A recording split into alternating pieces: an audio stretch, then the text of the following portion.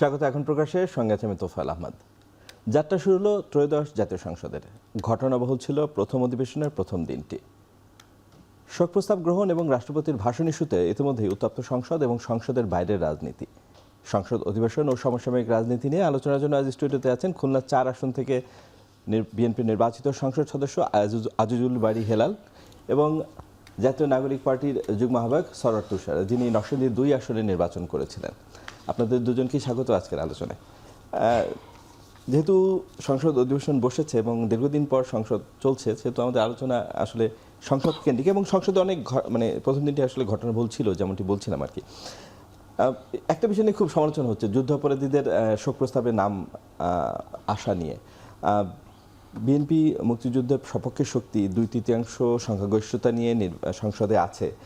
যে শোক প্রস্তাবে অনেক মুক্তিযোদ্ধার সাথে মুক্তিযুদ্ধে যুদ্ধাপরাধের দায়ে দণ্ডিত তাদের নামও গেল।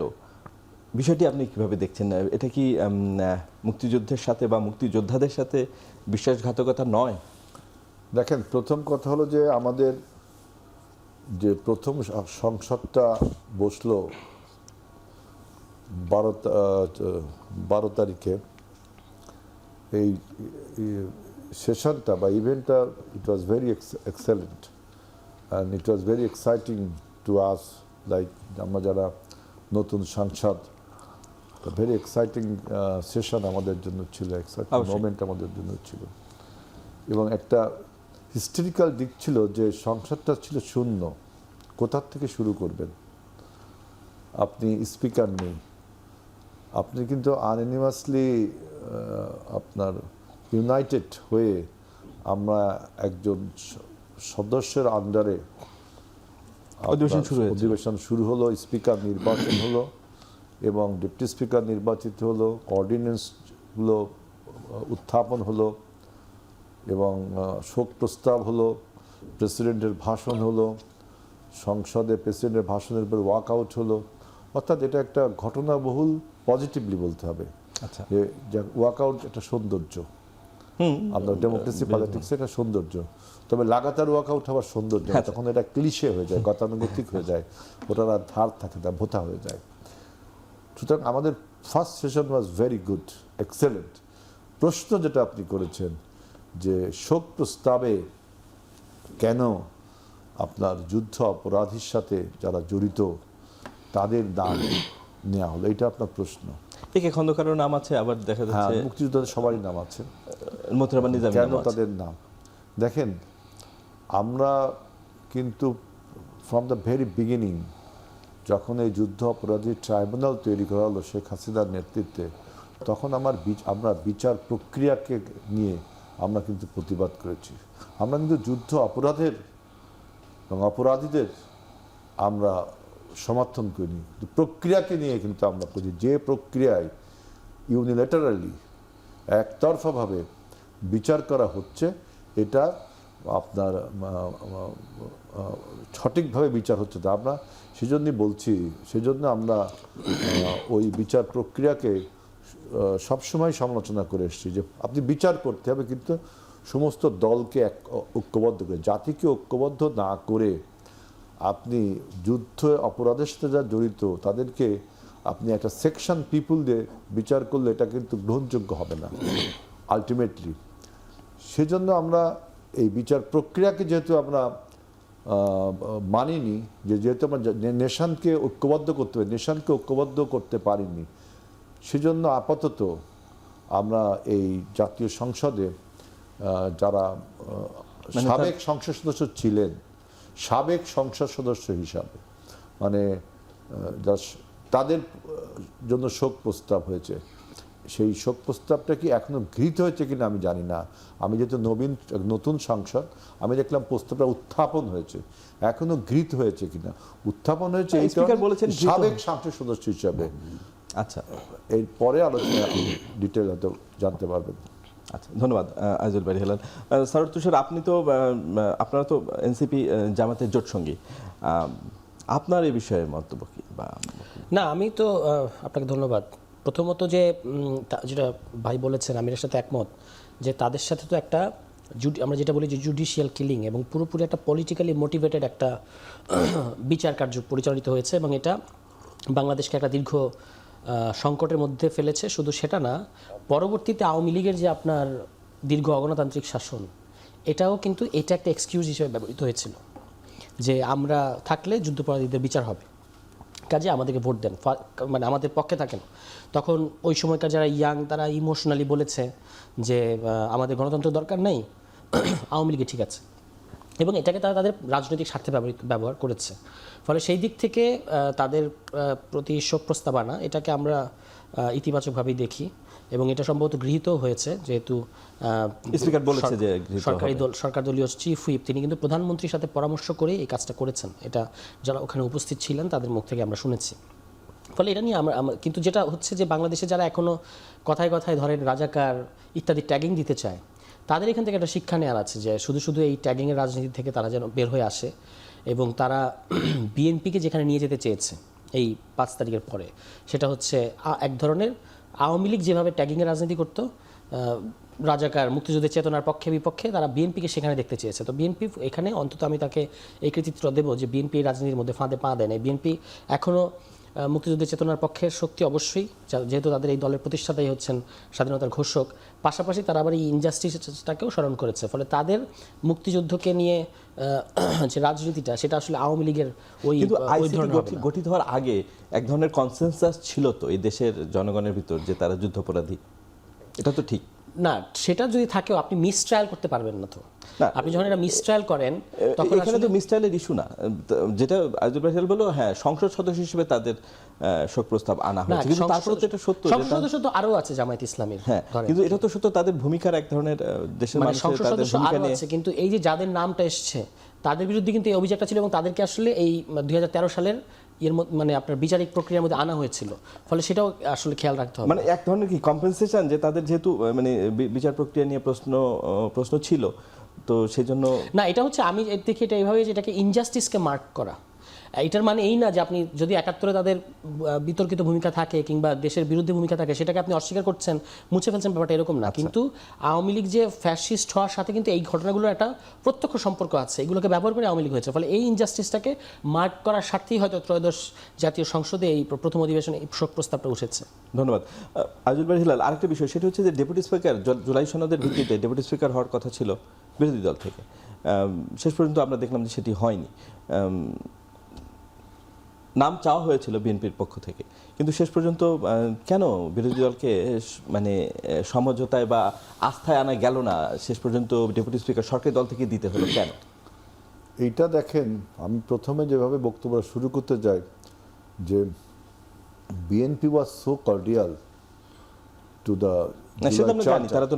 জুলাই চার্টার, নট অনলি বিরোধী দল, জুলাই চার্টারের উপর আমরা কতটা কর্ডিয়াল। হ্যাঁ, জুলাই চার্টারে আছে যে বিরোধী দলতে একজন ডেপুটি স্পিকার হবে, তাই না? বিরোধী দল থেকে একজন ডেপুটি স্পিকার হবে। ডেপুটি স্পিকার কিন্তু 2 জন হয়, তাহলে একটা এখনো কিন্তু রয়ে গেছে একটা অপশন। জুলাই চার্টারে ছিল যে বিরোধী দল থেকে ডেপুটি স্পিকার হবে, কিন্তু সেটা এখনো সংবিধানে বা আইন দ্বারা সিদ্ধ হয়নি, যেহেতু এটা নিয়ে এখন আলোচনা শুরু হয়নি। জুলাই সনদ নিয়ে সংবিধানে ইনকর্পোরেট হয়নি, কিন্তু তারপরেও আমরা যেহেতু জুলাই সনদের উপরে এত কমিটমেন্ট আমাদের, যে আমরা আগেই বলেছি যে আপনারা একজন নাম দিয়ে দেন। তার মানে কি, জুলাই সনদের প্রতি আমাদের কর্ডিয়ালিটিটা দেখেন, মানে জনগণের কাছে আমাদের যে প্রতিশ্রুতি, যে আমি এর সাথে একটু মানে আপনি কি বলতে আরো সুযোগ আছে, সময় আছে, যেহেতু 2টা পদ আছে ডেপুটি স্পিকারের? আমি বলছি যে বিএনপির আপনার আন্তরিকতা দেখেন জুলাই সনদ। অনেকে বলছে যে জুলাই সনদ বিএনপি বাস্তবায়ন করবে বলেই চলেছে রিপিটেডলি, অথচ সর্বপ্রথম জুলাই সনদের স্বাক্ষরকারী দল হলো বিএনপি, এবং তুষারদের দল তো মনে হয় যে নির্বাচনের পরে, তাই না, সিগনেচারগুলো। তাহলে জুলাই সনদের দাড়ি, কমা, semicolon, each and every words and lines, এবং in between the lines everything would be discussed in the parliament session. আমরা এত কর্ডিয়াল যে পার্লামেন্টের ডেপুটি স্পিকার প্রথমেই দিতে চাচ্ছি, সেটা তো আমরা আন্ডারস্টুড, কিন্তু নাম চাওয়ার পরও নাম পেলেন না কেন? এটা যে কেন তারা দিল না, এইটা তারাই উত্তর দিতে পারে ভালো। আমি শুধু এইটুকুই বলতে পারি যে আমাদের আন্তরিকতার অভাব ছিল না। অভাব তো ছিল না, আরো প্রাচুর্য ছিল আন্তরিকতার। যে জিনিসটা আপনার পরেও করা যায়, তারপরে আমরা আগের থেকে চেয়েছি, যেহেতু সংসদটাকে ভাইব্রেন্ট, প্রাণবন্ত এবং সাকসেসফুল করতে হবে আমাদের আপনার আগামী গণতন্ত্রের সাথে, এবং ফ্যাসিবাদ যেন আবার জেকে বসতে না পারে, কোনো ফাঁক ফুকর দিয়ে ঢুকে না আসতে পারে। এই জন্য আমাদের একটা সার্বজনীন ঐক্য, যে আমাদের প্রধানমন্ত্রী তারেক রহমান দেখেন আপনি সংসদে বলেছেন যে এই সংসদ কোনো দলের সংসদ না। আপনি গত 13টি সংসদের ইতিহাস ঘেঁটে দেখুন যে কোনো নেতা এইভাবে বলতে পেরেছে কিনা যে এই সংসদ জনগণের সংসদ। স্পিকার মহোদয়কে বলেছেন যে আপনি কিন্তু একজন নিরপেক্ষতার চূড়ান্ত দেখাতে, আপনি আর কোনো দলের স্পিকার না। এটা কিন্তু অর্থাৎ আমাদের এই সত্য উচ্চারণ এবং এটাকে যে আমরা মিন করি, আমরা যেটা বলি সেটা মিন করি। দেখেন আমাকে আরেক 30 সেকেন্ড সময় দেন, আপনাদের হাতের কালি কারো কিন্তু শুকায়নি, দেখেন না এখনো আছে, এই যে আমারও এখনো আছে। আছে। কিন্তু আমরা আমাদের নির্বাচনী ম্যানিফেস্টোয় যে কমিটমেন্টগুলো করেছিলাম যে আমরা দারিদ্র্য বিমোচনে ফ্যামিলি কার্ড দিব, সেটা আমরা কিন্তু অলরেডি এই কার্যক্রম শুরু করেছি। আমি সেটা এবং আলোচনা করব। 4000-এর বেশি 40,000-এর বেশি পরিবার অলরেডি ইতিমধ্যেই সুযোগ সুবিধা পেয়েছে। অর্থাৎ we are committed to the people. ধন্যবাদ আজল ভাই। আপনার উত্তরটা আমি শরৎ হোসেনের কাছ থেকে নেব বিরতির পর এসে। দর্শক, আমরা বিরতিতে যাচ্ছি, ফিরে আসছি একটু পরে।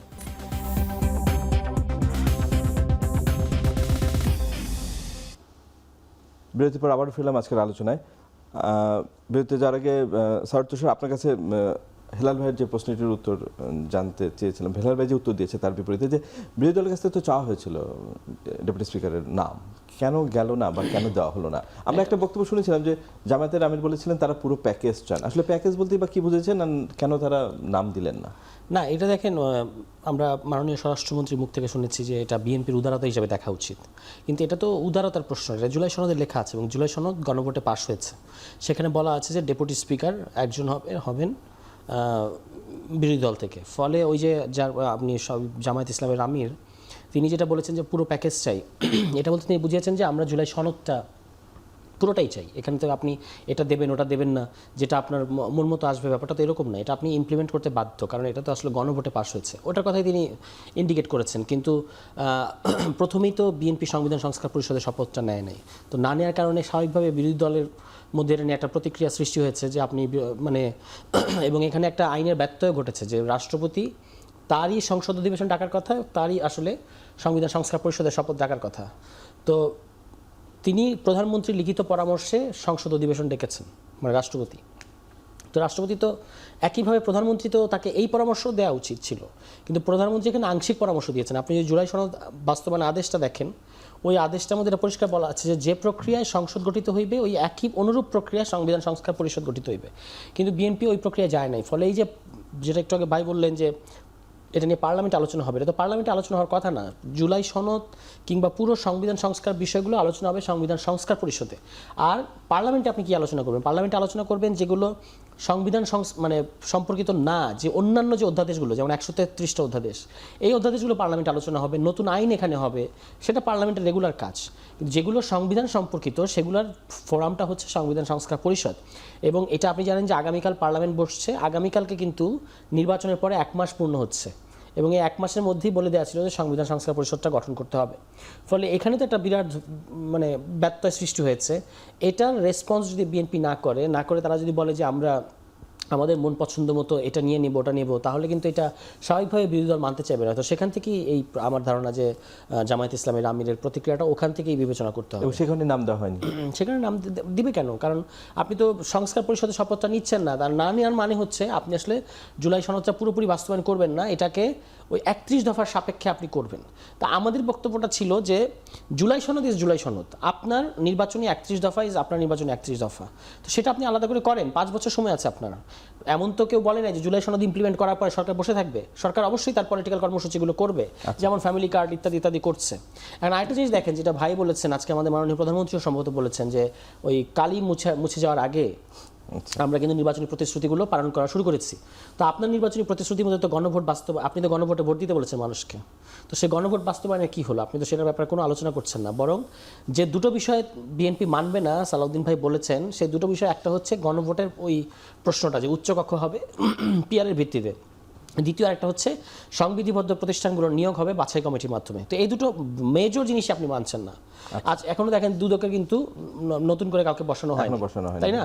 ফলে এইটা সংকট রাষ্ট্রীয় প্রতিষ্ঠানগুলো নিয়ে যে মানে বিএনপির যে এক্সপেরিমেন্ট, আবার আজকেও আমরা দেখলাম যে সিটি কর্পোরেশনগুলোতে আপনার তাদের দলীয় লোকগুলো বসানো হয়েছে এবং এগুলো এক ধরনের প্রাইস পোস্টিং, এটা বোঝা যাচ্ছে যে আগে আপনি যাকে মনোনয়ন দিতে পারেন নাই কিংবা যাকে আপনি কোনোভাবে আগের কথাটা রাখতে পারেন নাই তাকে এখন আপনি এক ধরনের খুশি করছেন। তো এই আমরা বলবো যে এই রাষ্ট্রীয় প্রতিষ্ঠানগুলোকে, সাংবিধানিক প্রতিষ্ঠানগুলোকে নিয়ে যেন এই ধরনের এক্সপেরিমেন্ট না করা হয়। ধন্যবাদ জনাব হেলাল। দুটো ইস্যু আছে। প্রথম ইস্যু যেটা সেটা হচ্ছে যে আজকেই জামায়াত ইসলামীর পক্ষ থেকে কিন্তু আলটিমেটাম দেওয়া হচ্ছে কালকের মধ্যে। হামিদুর রহমান আজাদ একটি সংবাদ সম্মেলন করে বলেছেন সংবিধান সংস্কার পরিষদের অধিবেশন না ডাকা হলে তারা রাজপথে যাবেন। এই বিষয়ে আপনি কি বলবেন? এই যে শুরুতেই রাজপথের ইঙ্গিত পাওয়া যাচ্ছে এবং সংবিধান সংস্কার পরিষদ নিয়ে এক ধরনের কথার বরখেলাপের অভিযোগ পাওয়া যাচ্ছে বিএনপির বিরুদ্ধে তাদের তরফ থেকে, এই বিষয়ে আপনার কাছে কি ব্যাখ্যা আছে? দেখেন, সংবিধান সংস্কার পরিষদে আমরা শপথ নিব না এমন কথা কিন্তু বিএনপি কখনো বলেনি। যদি আপনি সংবিধান সম্মত উপায়ে আমাদের যুক্তি দেখাতে পারেন, যদি প্রয়োজন দেখাতে পারেন, যদি মনে করতে পারেন যে হ্যাঁ সংবিধান সংস্কার পরিষদে শপথ দেওয়া দরকার, তাহলে বিএনপি শপথ নিবে না, কথা তো বলেনি। আমি এর সাথে আরেকটা কথা বলতে চাচ্ছি যে জনগণ কিন্তু আমাদের ম্যান্ডেট দিয়েছে। আমাদের কিসের ম্যান্ডেট? যে আমরা যে ম্যানিফেস্টোগুলো দিয়েছিলাম নির্বাচনী ইশতেহারে, সেইগুলো আমরা প্রতিপালন করব, তাই না? আর জুলাই সনদ একটা অর্ডারের মাধ্যমে, প্রেসিডেন্ট অর্ডারের মাধ্যমে প্রণীত হয়েছে। এখন কোনো অর্ডার কি আইন উপরে না অর্ডার উপরে? আদেশ উপরে না আইন উপরে? আইনটা অবশ্যই উপরে, তাই না? আরেকটা প্রশ্ন হলো যে পূর্বতন কোনো কন্ট্রাক্ট, কোনো এগ্রিমেন্ট ফার্দার সামনের পার্লামেন্টকে আপনার বাইন্ডিং করতে পারে কিনা, দ্যাট মিনস বাধ্য করতে পারে কিনা। তার মানে পার্লামেন্ট যদি সবরেইন হয়, সার্বভৌম হয়, তাহলে পূর্বতন কোনো কন্ট্রাক্ট বা চুক্তি বা কথাবার্তা এইটাদের আপনি আগামী পার্লামেন্টকে ধরে বেঁধে রাখতে পারেন কিনা। সমস্ত কথা, এই সমস্ত আমি যে কথা বললাম, সরার্থসরও কথা বললো, তাই না? যে জুলাই সনদের আপনি সংস্কার পরিষদের শপথ নিবেন না কেন বলছেন না? এই যে কথাগুলো আমরা এখানে বলছি, এগুলো কিন্তু স্কলার মতামত। আচ্ছা, সংসদে যখন হবে আলোচনাটা, তখন কিন্তু সেইটা আপনার প্র্যাগমেটিক, আচ্ছা, এবং রিয়েলিস্টিক হবে, এবং আসল জায়গাটা হলো ওইখানে আলোচনা করার, তাই না? আসল জায়গাটা হলো ওইখানে। গণভোটটা, আমি আরেকটু কথা, গণভোটটা হয়েছিল কি জুলাই সনদ বাস্তবায়ন করব কি করব না এইটা নিয়ে, কিভাবে বাস্তবায়ন করব তার জন্য তো আর গণভোট না। কারণ জুলাই সনদে যা কিছু লেখা আছে, নোট অফ ডিসেন্ট সহ, এইগুলোকে আপনি মানবেন কি মানবেন না। আমরা বিশ্বাস করতাম না একজনকে, ওরা বিশ্বাস করতো না আমাদেরকে যে আমরা এটা হয়তো মানবো না। তখন আমরা কমিটমেন্ট করলাম যে মানবো, তারাও কমিটমেন্ট করলো, দেরিতে হলেও তারা কমিটমেন্ট করেছে মানবো। আচ্ছা, যেহেতু স্বাক্ষর দেরিতে করেছে, তার পাশাপাশি আমরা এডিশনাল কি করলাম যে জনগণের যে উইল, ইচ্ছা, জুলাই সনদ বাস্তবায়নের জন্য জনগণের ইচ্ছাটাকেও যোগ করলাম, যাতে we are bound to maintain that. এখন যদি বলেন যে গণভোটটা হয়েছে, জুলাই সনদ কিভাবে বাস্তবায়ন হবে, তাই তো আমি একমত না। জুলাই সনদ বাস্তবায়ন করতে হবে, এই জন্য গণভোট। কিভাবে হবে এটা আলোচনা সাপেক্ষ। ধন্যবাদ। আমরা আরো যাবো বিরতির পরে এসে, দর্শক আরো একটা বিরতি যাচ্ছি, ফিরে আসছি একটু পরে।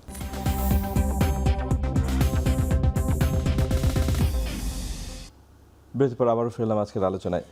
জনাব সরওয়ার তুষার, আজিজুল ভাই হেলাল যে ব্যাখ্যা দিলেন সংবিধান সংস্কার পরিষদের ইস্যুতে গণভোট নিয়ে, আপনি তার বিপরীতে কিছু আপনার জবাব আছে? না, প্রথম কথাটা হচ্ছে যে সংক্ষেপে কিভাবে মানে আপনি জুলাই সনদ বাস্তবায়ন করবেন এটাও গণভোটে বলে দেওয়া আছে। কিভাবে বলে দেওয়া আছে? প্রথম প্রশ্নটাই হচ্ছে যে আপনি কি জুলাই সনদ বাস্তবায়ন আদেশ 2025 এটার ব্যাপারে সম্মতি জ্ঞাপন করিতেছেন কিনা। তো জনগণ সম্মতি জ্ঞাপন করিতেছে, কারণ 68% জনগণ হ্যাঁ ভোট দিয়েছে। এখন ওই জুলাই সনদ বাস্তবায়ন আদেশে আপনি বলেছেন যে আসলে দুইটা জিনিস হবে, একটা হবে মানে যেমন আমাদের হেলাল ভাই 180 দিন দুইটা রোল প্লে করবেন, সংসদ সদস্যও থাকবেন, সংস্কার পরিষদ সদস্য থাকবেন। এটা জুলাই সনদ বাস্তবায়ন আদেশ দ্বারা সিদ্ধ, এবং জুলাই সনদ আদেশকে কে অনুমোদন করেছে? জনগণ অনুমোদন করেছে গণভোটে। ফলে এটা নিয়ে আর কিন্তু কোনো বিতর্ক নাই। ফলে এইগুলো আপনাকে বাস্তবায়ন করতে হবে, এটাই ছিল আমাদের বক্তব্য। এবং এখানে একটা যে কথা বলা হচ্ছে, দেখেন এখানে একটা বড় সড়ো ধরনের আমি বলবো যে ত্রুটি তৈরি করা হয়েছে, যে 133টা যে অধ্যাদেশ আপনার প্লেস করা হলো সংসদের সামনে, সেখানে কিন্তু গণভোটের যে অধ্যাদেশটা এটা আছে, সেটাও আছে। এখন গণভোটের অধ্যাদেশের মাদার ল কোনটা? জুলাই সনদ বাস্তবায়ন আদেশ। তো আপনি কিন্তু সেই জুলাই সনদ বাস্তবায়ন আদেশকে প্লেস করেন নাই। আপনি বুঝতে পারছেন, জুলাই সনদ বাস্তবায়ন আদেশ না হলে গণভোট অধ্যাদেশটা হয় না। সেই গণভোট অধ্যাদেশকে বিএনপি বা সরকার এই সংসদের সামনে পেশ করেছে, যেটা আলোচনা হবে, অর্থাৎ এটাকে মানে আইনে পরিণত করা হবে। এখন বিএনপি পক্ষ থেকে বলা হচ্ছে যে অধ্যাদেশ সংসদের সামনে পেশ করা যায়, সেটা নিয়ে যাচাই বাছাই হলে পরে আইনে পরিণত হয়, কিন্তু অর্ডারকে করা যায় না। কিন্তু আপনি যদি বাংলাদেশের সংবিধানে 152 অনুচ্ছেদের সংজ্ঞার যে অংশটা দেখেন, সেখানে আইনের সংজ্ঞায় বলা আছে যে অর্ডার, অ্যাক্ট, অর্ডিন্যান্স সবই হচ্ছে আইন। ফলে এখানে অর্ডারটাও কিন্তু আপনার স্বাভাবিকভাবে আইনে অনুমোদন করার জন্য প্লেস করা যেত, এখানে কোনো আইনি জটিলতা নাই আমি যতটুকু বুঝি। ফলে এটা তারা করে নাই তাদের রাজনৈতিক সিদ্ধান্তের জায়গা থেকে, এবং এটাকে ওই আদালতে পাঠিয়েছে। এবং আপনি কিন্তু এখন মাত্র রুল জারি হয়েছে, এটাকে কিন্তু আপনি বলতে পারবেন না যে এটা এখন সাবজুডিস, কারণ এখন এটার ব্যাপারে কোনো রায় আসে নাই, বা এটা শুরু হয় না, শুনানি শুরু হবে ঈদের পরে। ফলে এটা এখন সাবজুডিসও না, কিন্তু আপনি কিন্তু কার্যক্রমটা শুরু করতে পারতেন যদি আদালত বলতেন যে এটা তো প্রক্রিয়াটা আইনিভাবে ঠিক হয় নাই, তখন আপনি ওটার কাজটা স্থগিত করতে পারতেন।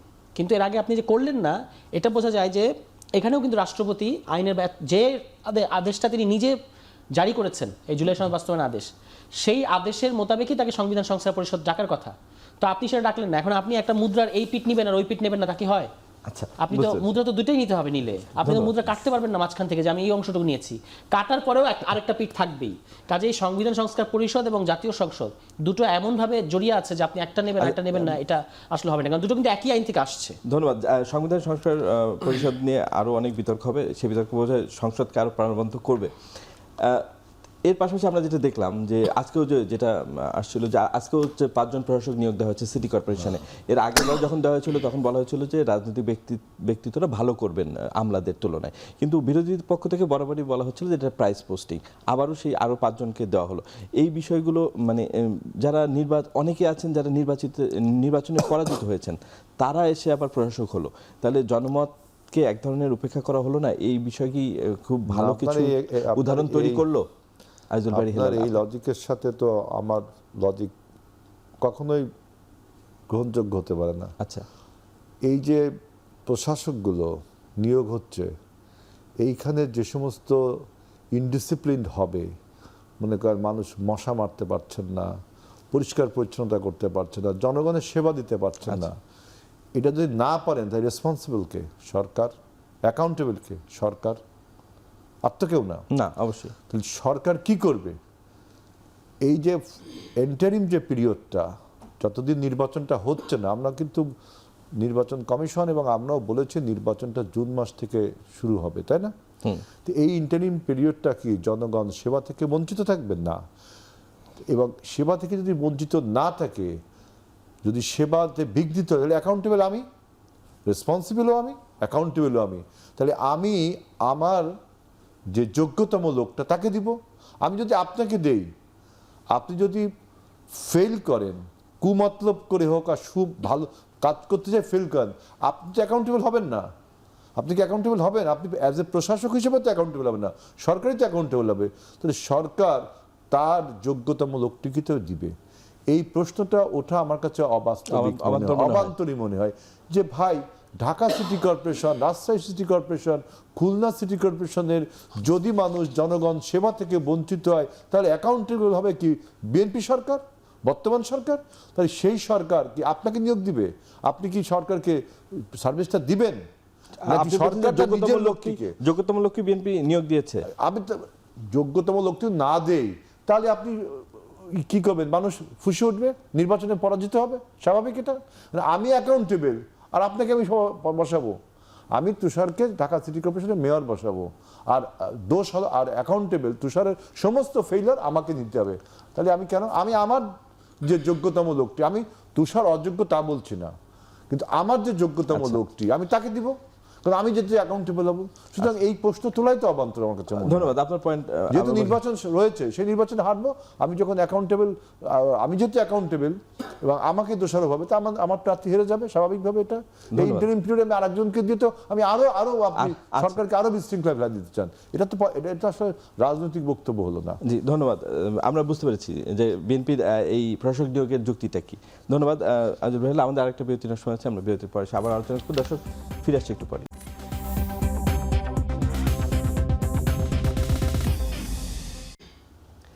বিরতির পর আবার ফিরলাম আজকের আলোচনায়। এবারের সংসদে একটা বড় ইস্যু ছিল রাষ্ট্রপতির ভাষণ। স্যার তুষার, যেভাবে বিষয়টি যাচ্ছে, রাষ্ট্রপতির ভাষণ জাতিকে ঐক্যবদ্ধ করার বদলে কি আরো দ্বিধাবিভক্ত করলো, আপনি কি মনে করেন? অবশ্যই দ্বিধাবিভক্ত করেছে, এবং যেটা ভাই শুরুতে বলেছে একটা সিগনিফিকেন্ট কথা বলেছেন, এবং এটা আমরা অধিবেশন শুরু হওয়ার আগে সরকার দলীয় চিফ হুইপের মুখেও শুনেছি। সেটা হচ্ছে যে এবার একটা বিশেষ অবস্থায় সংসদ শুরু হচ্ছে। ভাইও কিন্তু বললেন যে এটা শূন্য থেকে শুরু হয়েছে, হুইচ ইজ ট্রু। এবং এখানে নজির হিসেবে আনা হয়েছে ওই যখন আব্দুর তর্কবাগী যখন ছিলেন, তখন সবচেয়ে বয়োজ্যেষ্ঠদের মধ্যে থেকে একজনকে নিয়ে এই মানে এখানে একটা গ্যাপ আছে, তো স্পিকার তো নাই আপনার, তো সেটা করেছেন আপনি। তো একই জিনিস আপনি রাষ্ট্রপতির বেলায় করতে পারতেন, কারণ আপনি এমনিতেও সংবিধানটা মানতে পারছেন না, এখানে অমনিতেও মানতে পারছেন না।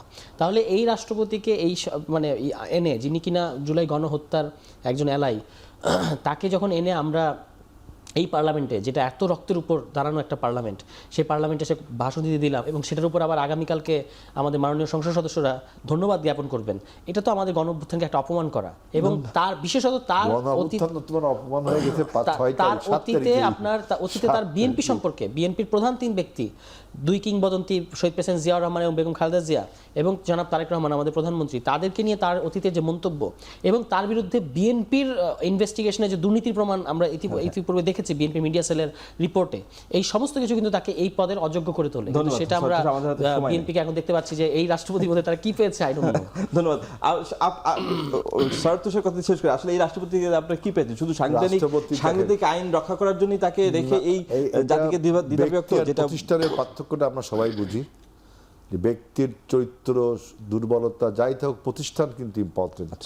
এবং এই প্রতিষ্ঠানের কাছ থেকে সরোয়ার তুষারদের অন্তত 3 জন নেতা উপদেষ্টা শপথ নিয়েছে। তখন যদি সরোয়ার তুষার এই কথাগুলো বলতো, তাহলে কিন্তু আজকে বাংলাদেশের চিত্রটা ভিন্ন হতে পারত, তাই না? অর্থাৎ এখনো পরিস্থিতি একই রকম, তাই না? ধন্যবাদ। আপনারা যদি শপথটা না নিতেন, কারণ আমি তো দেখছি রাষ্ট্রপতির কাছে আপনার 3 জন, আপনাদের দলে 3 জন নেতা। তবে রাষ্ট্রপতির উপরে এই যে ধন্যবাদ প্রস্তাবে তো আপনাদের অনেক সমালোচনা হয়তো সহ্য করতে হবে, বা বিরোধী দলের পক্ষ থেকে অধিবেশনে এটা নিয়ে তো অনেক উত্তপ্ত হবে, আশা মনে হচ্ছে। উত্তপ্ত হবে কেন, সংসদটা প্রাণবন্ত হবে, ডিবেটস হবে, আর্গুমেন্টস হবে। আপনাদের টকশোগুলো যেমন আকর্ষণীয় হয়, আমাদের সংসদে আলোচনাও দেখবেন আকর্ষণীয় হবে। ধন্যবাদ আইজুল বারী হেলাল এবং সরোয়ার তুষার আমাদের এই অনুষ্ঠানে সময় দেওয়ার জন্য। দর্শক, আমরা এখানেই শেষ করছি, আবারও দেখা হবে সমসাময়িক বিষয় নিয়ে। ভালো থাকবেন, শুভরাত্রি।